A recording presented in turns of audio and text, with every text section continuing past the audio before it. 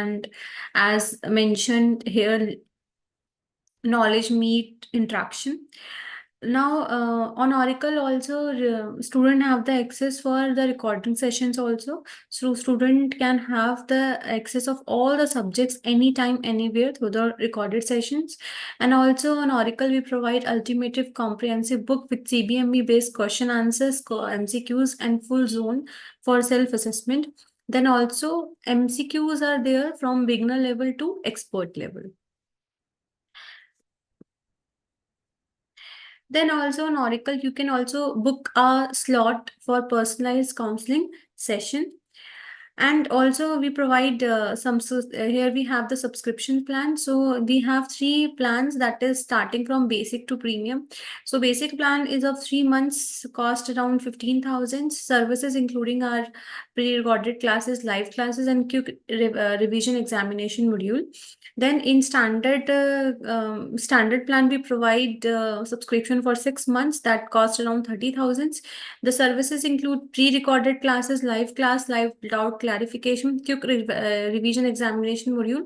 And for premium plan that is of 12 months, it costs around 50,000. The services includes our pre-recorded classes, live class, live doubt clarification, one-to-one personalized guidance, notes, quick revision examination module. And also for instant 20% discount, you can use my code Aanchal20. So starting with the topic, so as we have the class over the micturition, so here we have the clinical case scenario that we're going to discuss in the end of the session. So as we know that micturition is a process by which urine is voided from the urinary bladder, right? So whenever kidney form urine through the two pipe-like structure known as ureter, the urine get filled inside the urinary bladder, right? It is a reflex process, right? So voiding of urine is a reflex process. However, in grown-up children and adults, it can be controlled voluntarily to some extent. And also, this is essential to remove the toxic load of the body, right? So in the last class also, we learned that what are the toxic loads, what are those substances which are harmful for the body, or if some substances which are present in excessive concentration, so also they need to be excreted out of the body. Then before discussing in detail, let's first know the functional anatomy of the urinary bladder, and also we're going to learn the nerve supply of urinary bladder. So as we know that a healthy individual produce 1 to 2 liter of urine per day, that is 0.6% of filtrate. So as we know, the filtrate is 180 liter per day. So from this filtrate, only 1 to 2 liter is forming as urine. So means it will be calculated as 0.6% of filtrate. With osmotic concentration normally 800 to 1200. So that is also we learn why this osmotic concentration range between 800 to 1200, and what are those conditions in which it can be less, or what are those conditions it can be more, right?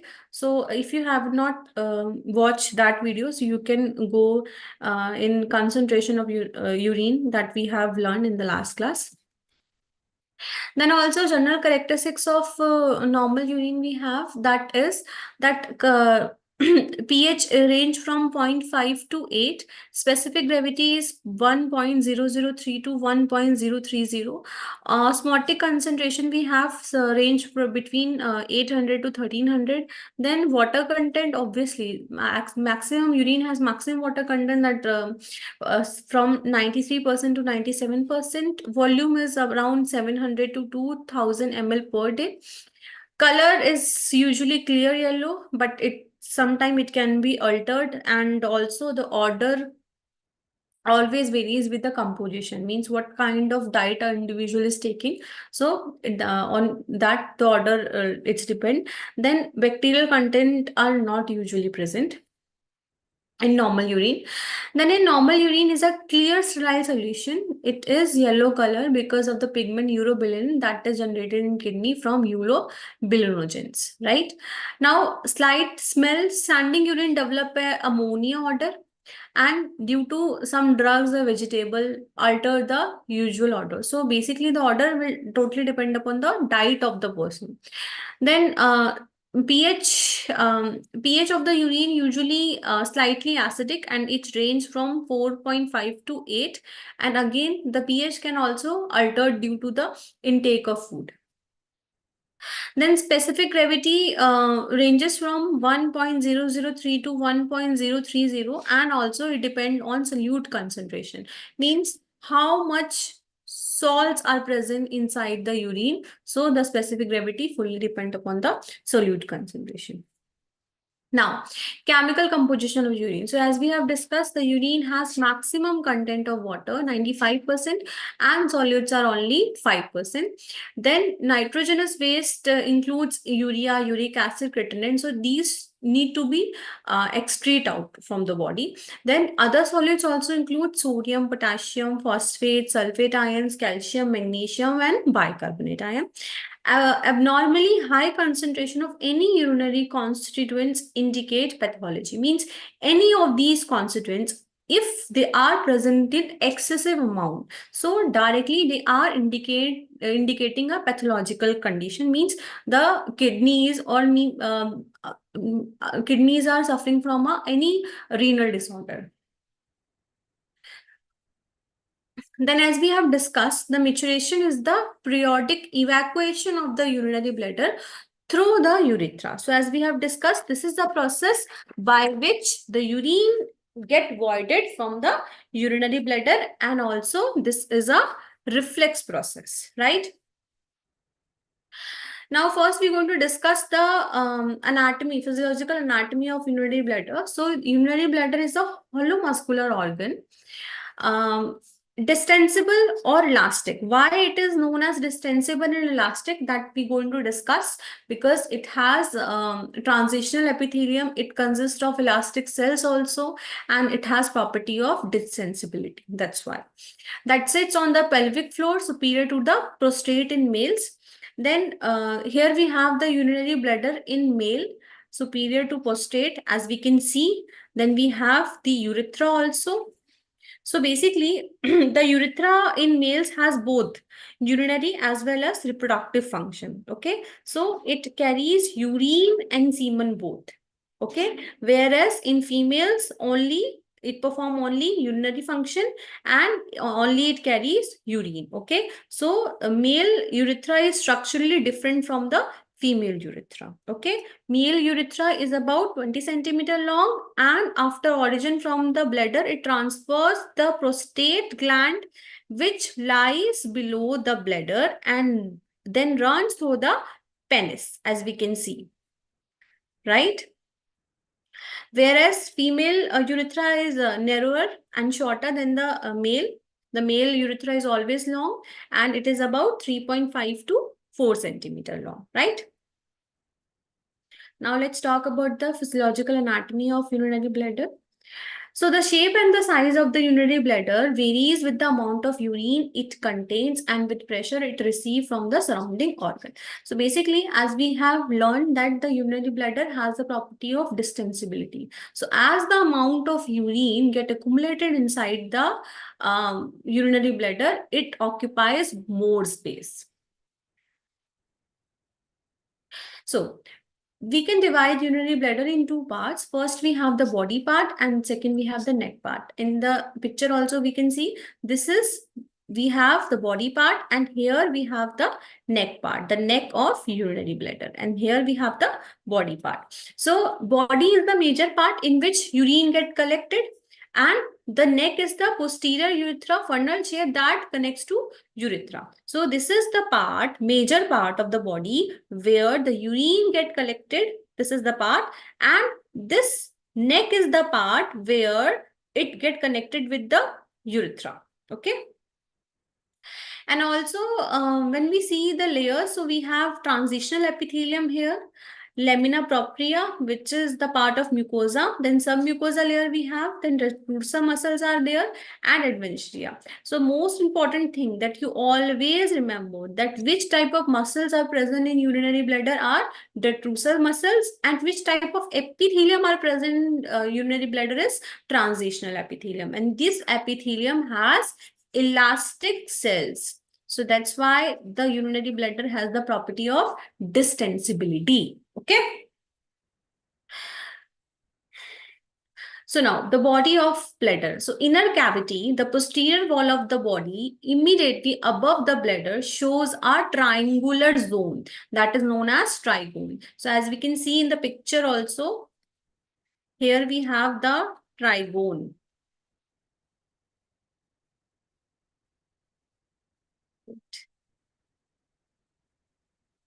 Here we have this trigone. This triangular structure is known as trigone. Okay.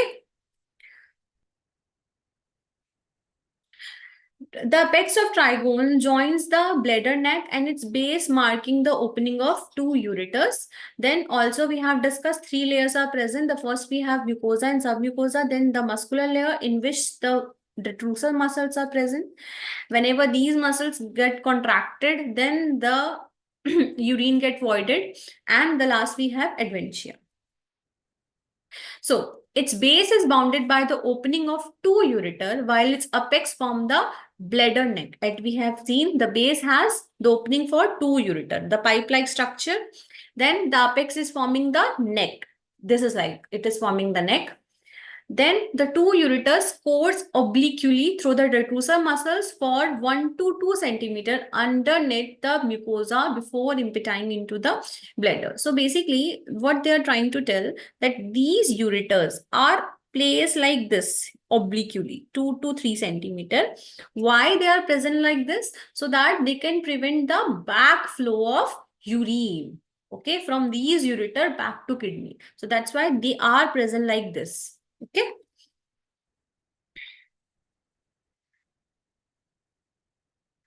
When the bladder is filled by urine, it compresses the two ureter, intravascular portion of the ureter, preventing reflux of urine into ureter. The urine flow from kidney by peristalsis movement of the ureter, in every 6 seconds. Okay, so the flow of the urine from kidney is regulated by this movement. Then we have the layers. So we're going to discuss the structure of these layers in detail. So the wall of urinary bladder, as we have discussed, is lined by transitional epithelium, and it is continuous with that in the ureters also.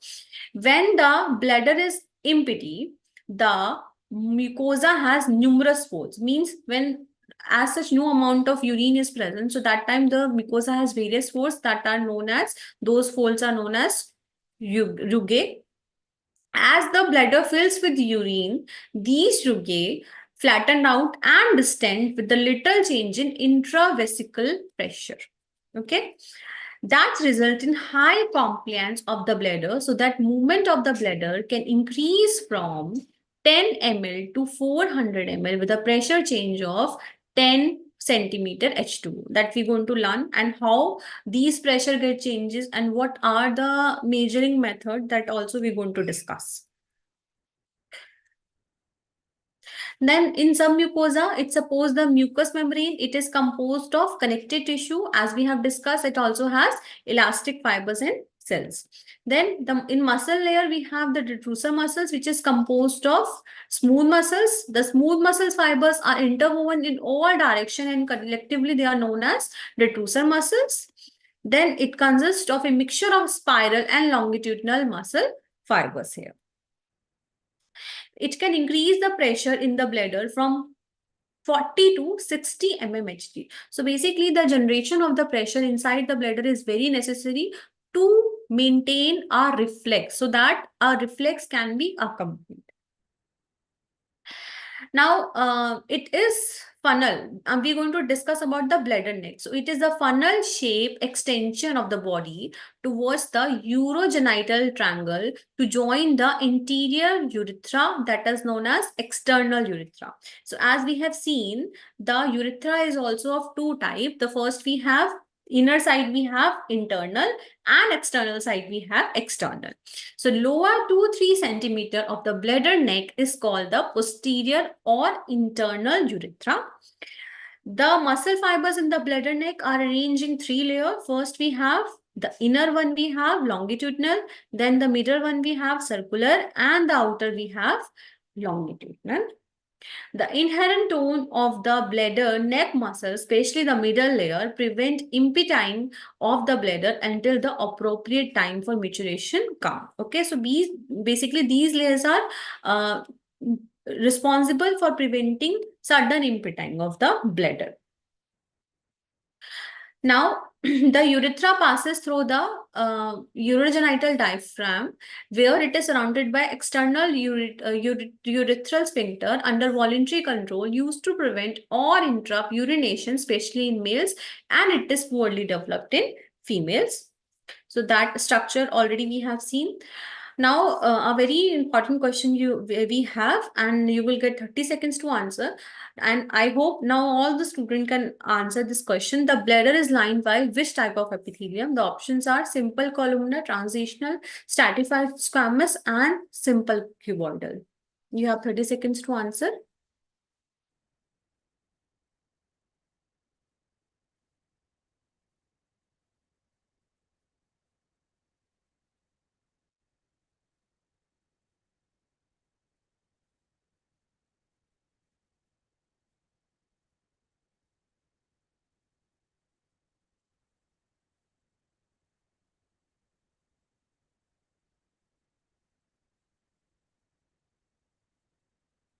Yes, the answer is transitional epithelium. Now we're going to learn the innervation of urinary bladder. So we have two type of innervation here. First we have efferent, then we have afferent. Okay. So first we're going to learn about the parasympathetic nerve supply. So the preganglionic fibers of parasympathetic nerve from pelvic nerve. Now pelvic nerve fibers arise from second, third, and fourth sacral part or sacral segment of spinal cord. Okay, remember S2, S3, and S4. Okay, now these fibers run through the hypogastric ganglion, or it is known as plexus, and synapse with postganglionic neurons situated in close relation to urinary bladder and internal sphincter. Okay, for parasympathetic, we have the presence of pelvic nerve here. Always remember. Then the function, talking about the function and the action. So the parasympathetic, these nerve causes the contraction of the detrusor muscle. So already we know that the muscles present inside the urinary bladder here in the body part, the muscles present that are known as detrusor muscle. So basically, whenever efferent innervation will be there to the parasympathetic nerve fibers, so they will cause the contraction of the detrusor muscle, and second thing that they will cause the internal sphincter relaxation. Means whenever there will be contraction, whenever there will be sympathetic innervation, fibers innervation, so means at that time the muscles of the detrusor of the urinary bladder will contract and internal sphincter here will open.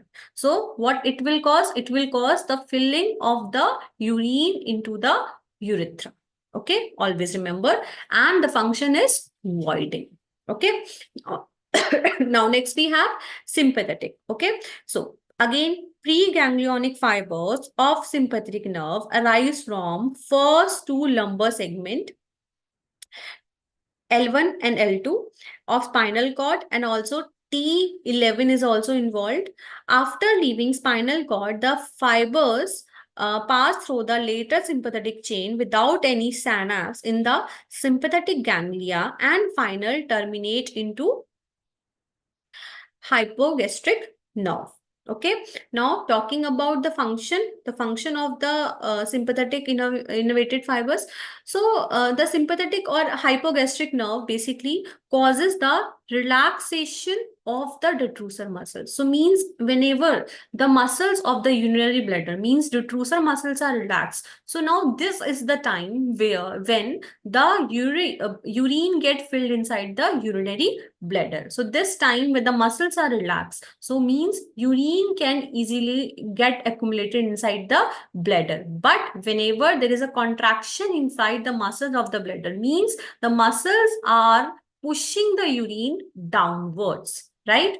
So here to the hypogastric nerve, there will be relaxation of the detrusor muscles and internal sphincter contraction. Contraction means at that time the internal sphincter remain closed. Okay, always remember, relaxation means open for the sphincter, and if the sphincter is contracted, means it is closed.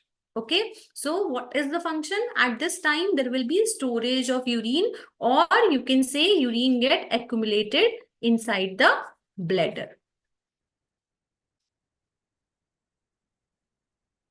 Okay, now next we have the somatic. Okay, so external sphincter is innervated by somatic nerve, and this is known as pudendal nerve. Okay, always remember pudendal nerve.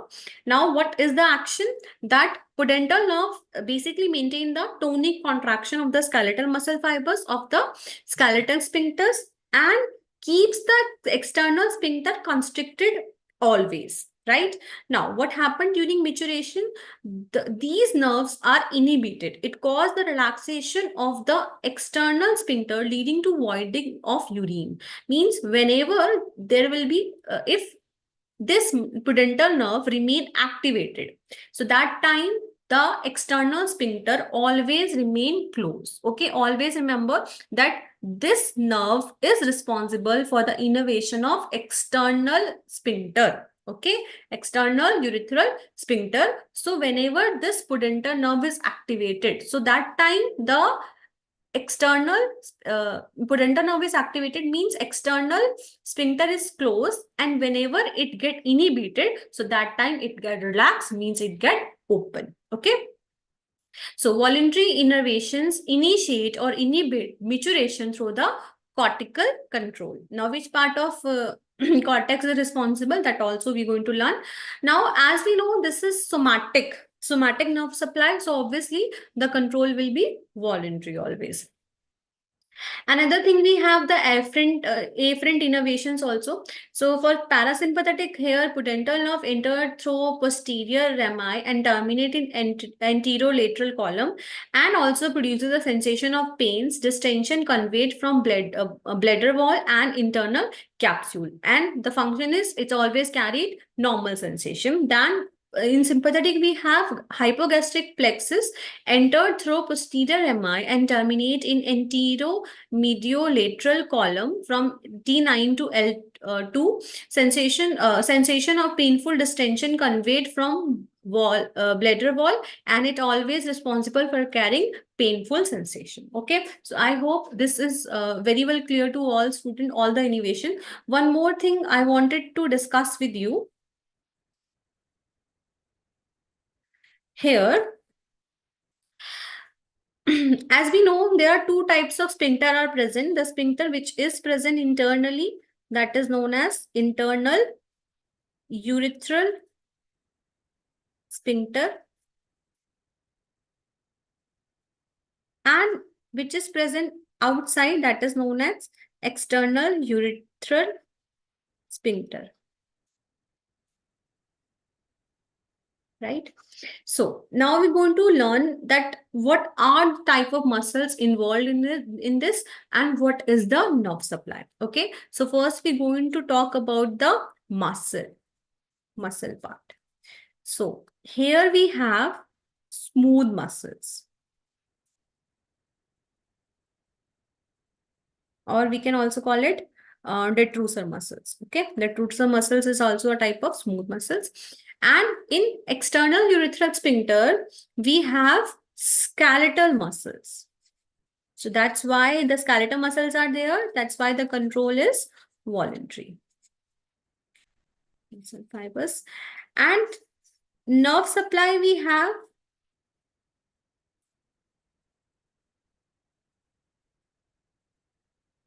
hypogastric. Basically, the control is through the ANS, autonomic nervous system. So we have hypogastric and we have pelvic. But here in external urethral sphincter, it is always innervated by pudendal nerve.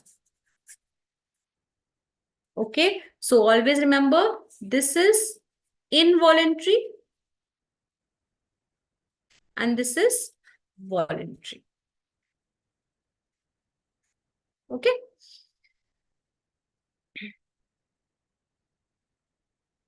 Okay, so in healthy individual, the bladder has two discrete phases. The first we have the storage phase. So what is the storage phase? Storage is the phase when the urine gets stored inside the bladder. Then we have the voiding phase whenever the urine is released into the urethra. Okay, so we have first phase whenever the muscles of the detrusor, muscles of the urinary bladder remain relaxed and the internal sphincter is closed. So that time is storage time. And whenever the muscles of the bladder get contracted and internal sphincter open, so that phase is voiding phase. Okay, always remember. Okay, so during storage, bladder pressure stays low because of the urinary bladder high compliant nature. This property is helped by the presence of transitional epithelium, and this function is studied by a curve or plot bladder, that is intravesicular pressure against the volume of fluid in the bladder, known as cystometrogram, that we're going to discuss in detail, that what is the cystogram. And next phase we have voiding phase, and this is where the detrusor contraction increases through the positive feedback mechanism. Internal urethral sphincter and external urethral sphincters relaxes due to the inhibition of pudendal nerve that we have seen, and here the voiding of urine occur. Now we're going to learn the autonomic spinal reflex, positive feedback mechanism. Okay. So as we know, the micturition is the periodic evacuation of the urinary bladder through urethra. Now we're going to learn the mechanism, the reflex and mechanism. So for starting this mechanism, we should know that what is the center for micturition reflex. So we have sacral segment of S2, 3 and 4. Means here S2, S3 and S4. The receptors are present, stretch receptors, which are present in the wall of the urinary bladder. Then afferent and efferent innervations are responsible through pelvic nerve. And talking about the response, so we know whenever there will be contraction of the detrusor muscles inside the bladder, then with this there will be relaxation of the internal sphincter of urethra and relaxation of the external sphincter of urethra due to the inhibition of pudendal nerve. Yes, which is a somatic nerve originating from AHC of sacral segment of S2, S3 and S4. Now we're going to learn this full reflex with the help of the flow chart. Okay, now this is going to help you to make a better understanding. So what will happen? There will be filling of urine, or we can call filling of urinary bladder. Okay, so what will happen if I draw the bladder here? So here we have the internal, then we have the external sphincter. Okay, so the urine get accumulated inside the bladder. Okay, this is the storage phase. Then what will happen? As the huge amount of urine get accumulated inside the bladder, so now we have discussed some receptors are present in the wall of the urinary bladder. So this will cause the stimulation of stretch receptors, which is present in the wall of the bladder. So accumulation of urine inside the bladder will cause the stimulation of stretch receptors. Now, what will happen? This will cause the generation of afferent impulse. Through which nerve? Through pelvic nerve. Okay. Now we have learned that which part of the spinal cord is responsible. So afferent impulse will generate through pelvic nerve.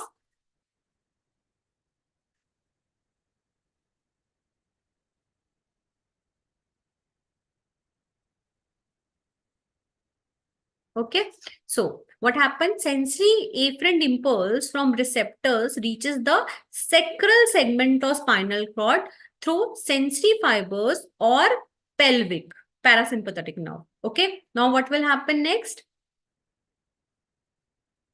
It will cause the generation of efferent impulse again through pelvic nerve.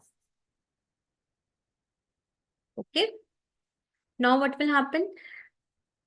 As the motor, or we can call efferent impulse produced in the spinal cord that travel through the motor fibers of the pelvic nerve towards the bladder and internal sphincter. So this motor fibers or this efferent impulse will cause the contraction of detrusor muscle and retrusor muscles and relaxation of internal sphincter. Okay. Now, what will happen? As there will be contraction in the detrusor muscles and relaxation of the internal sphincter means this internal sphincter will open and the muscles are forcing urine to go downwards, right? So it will cause the flow of urine into urethra, and in urethra also there is a presence of some stretch receptors. So that here, as the urine get accumulated inside the urethra, so there also the stretch receptors get stimulated.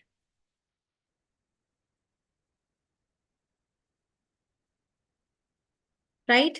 Now, what will happen? Finally, again, afferent impulse will generate through pelvic nerve and it will cause the inhibition of pudendal nerve. Okay. And when there will be inhibition of pudendal nerve, so that time external sphincter get relax or it get open. Okay. This causes the urine voiding. Okay. So I hope this is clear to all the students. Again, I'm repeating, whenever there will be accumulation of urine inside the urinary bladder, so the stretch receptors which are present on the wall of the bladder get stimulated, and due to stimulation of these stretch receptor, there will be generation of afferent impulses through pelvic nerve to the sacral part of spinal cord, which will again causes the motor efferent impulses that is produced in the spinal cord and they travel through the motor fibers of pelvic nerve through the bladder and internal sphincter, and they will cause the contraction of detrusor muscles and relaxation of internal sphincter, and it will get open. Okay. And as it get open, there will be flow of urine inside the urethra and stimulation of stretch receptors which are present inside the urethra. Again, afferent impulses will generate through the pelvic nerve and it will cause the inhibition of pudendal nerve. As the pudendal nerve get inhibited, again the external sphincter get relaxed, means it get open. Okay. And finally, the voiding of urine will occur. Okay. So this is the flow chart. And this is, I hope this is more useful for all the students.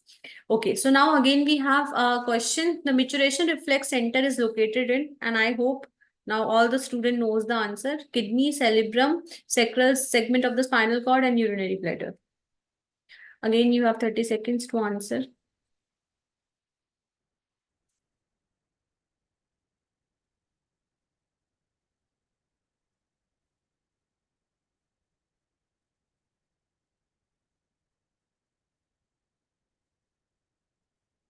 Yes, the answer is C, sacral segment of the spinal cord.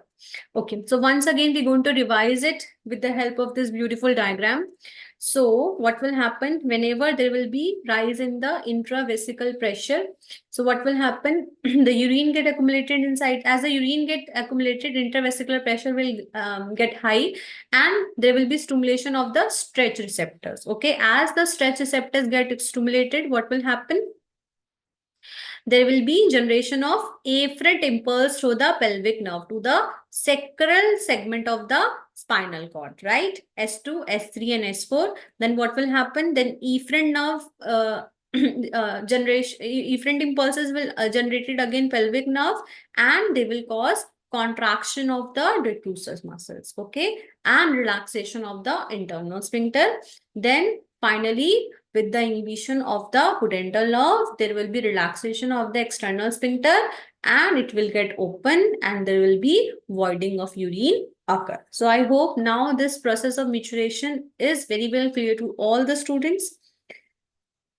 So what are the higher center that control micturition? So keeping the micturition reflex partially inhibited all the time, except when there is a desire for micturition. Prevent the micturition even when the reflex is initiated until the appropriate time allows. Okay.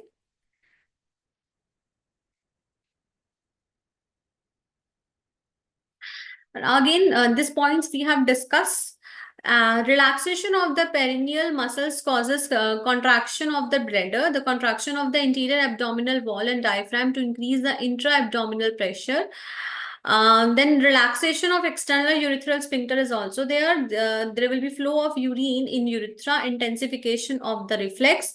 If the condition are unfavorable, the higher center will delay maturation until the convenient time will come again, and there will be inhibition of sacral segment of maturation, stimulation of external urethral sphincter, contraction of the perineal muscles that decrease the intravesical pressure. Okay. If the bladder fluid content exceeds above than 700 ml, so urine starts to dribble in spite of the voluntary control. Means there will be starting of the leakage. Okay. So again, we have a question that voluntary voiding of urine occurred due to, you have 4 options. And I know all the student knows the answer. The answer is very easier now.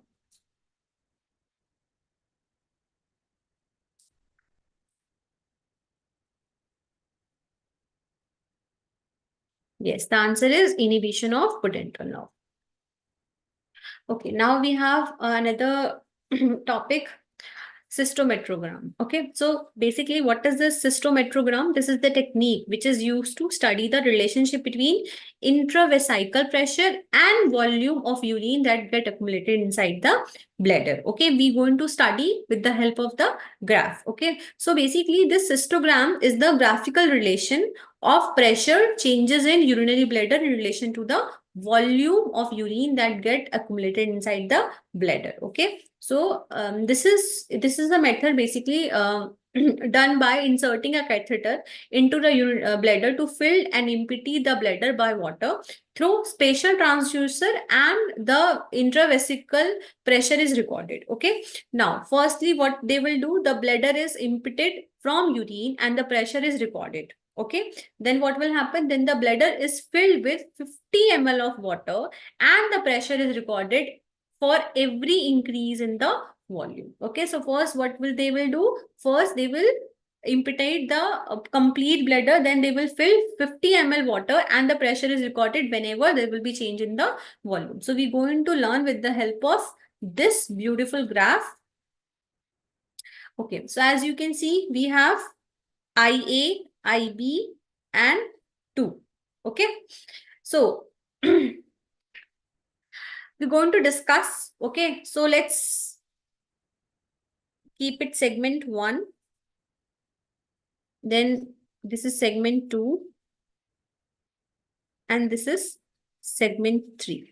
Okay, we're going to study like this. Okay, so initially what happened when the urinary bladder is emptied? Okay, the intravesical pressure is 0 here. Okay, Now, when about 100 ml of urine or fluid get accumulated inside the bladder, only 100, okay? So what will happen? There will be sudden rise in the pressure also, and it will rise up to 10. Let's mark it 10, okay? 10 centimeter H2O. Okay, then what will happen in the segment 2? Now, the segment 2 here, as it shows a plateau here. Plateau is there. Now, what will happen? There is no as such notice and change in the pressure. Okay, the volume will increase and not so much, and the pressure is also, the volume will increase from this 100 to 400, but we will note that the pressure will not as such increase. Okay, so the segment 2 is showing the plateau, no change in the intravesical pressure. It remains almost between 10 to 20. Okay, no as such change. Even after they will be introducing the amount of urine from this 100 to 400, as we can see, right? 100 to 400. Now, why this is happening? This is because of the adaptation of the urinary bladder by relaxation, and it is also according to the law of Laplace, which is P is equals to T upon R. Okay, P here is pressure, T is tension, R is radius. So basically what happened, according to his Laplace law, the pressure in the spherical organ is inversely proportional to the radius. Okay, now the tone remaining constant here, as we have seen here also, the tone remaining constant. That is, if the radius is more, the pressure is less. Okay, and if the pressure is more, the radius is less. Okay, so according in the bladder also, the tension increases as the urine is filled. At the same time, the radius also increases due to relaxation of the detrusor muscles, and because of this, the pressure does not change, and the plateau we have received in the graph like this. Right? Now, next we have the segment 3. Okay, so as the pressure increases with collection to 400, okay, 400 ml of fluid, the contraction of the detrusor muscles become intense suddenly. Right? We have seen the contraction has become intense. Suddenly there will be rise. Okay. Now, the contraction of the detrusor muscles become intense, increases the consciousness and the urge of micturition. So, this is the time when there will be urge of micturition. And still voluntary control is possible up to the 700 ml. Okay. And sorry, and at which the pressure rises to above 35 to more than even this, this 80. Okay, so from this quantity, still the control will be voluntary, and after this there will be leakage of the urine from the urethra.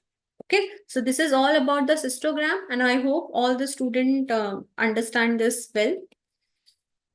So as IA represent the initial slight rise, then IB long flat segment, then 2 we have sharp rapid rise, then IA produced by the first increment of the volume by 50 ml or 100 ml.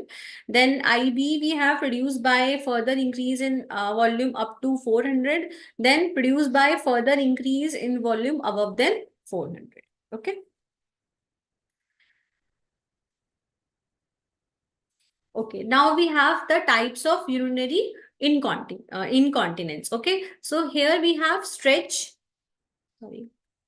Here we have stress, due to stress, then urge, then mix we have, then overflow, then continence. So we're going to learn the different type of urinary incontinence, and also we're going to learn the causes and what are the symptoms. Okay, so in stress, the causes due to sphincter dysfunction, due to pelvic floor weakness, then the symptoms are involuntary leakage of urine upon effort or exertion, or upon sneezing or coughing. So there will be leakage of urine. Then in urge, there will be overactivity of the bladder. So the cause is involuntary, uninhibited detrusor contraction due to detrusor muscles instability. And what will happen? There will be involuntary leakage of urine accompanied by or immediately preceded by urgency. Okay.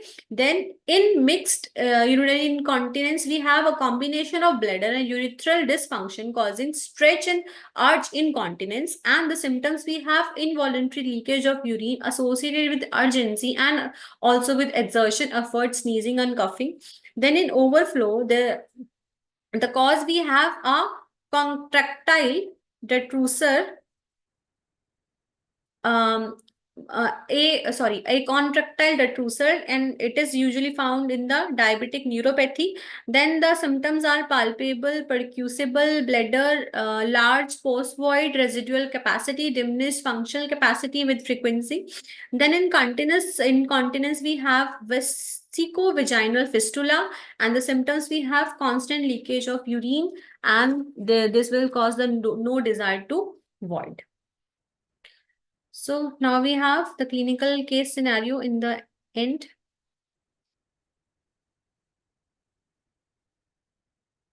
So case, we have a female present to urology clinic with complaint of urinary urgency, frequency, occasional urge, incontinence for past 6 months. She reports that these symptoms worsened during a stressful situation. Her medical history is unremarkable and she is not taking any medication. Physical examination includes pelvic examination is normal.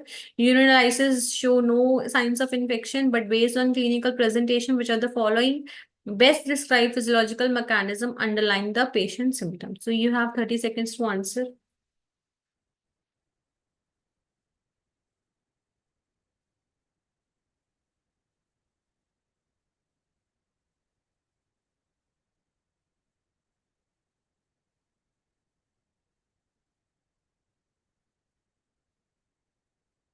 Yes, the answer is A, retrusor overactivity. So thank you, everyone. I hope you find the class more helpful for all of you. Thank you so much.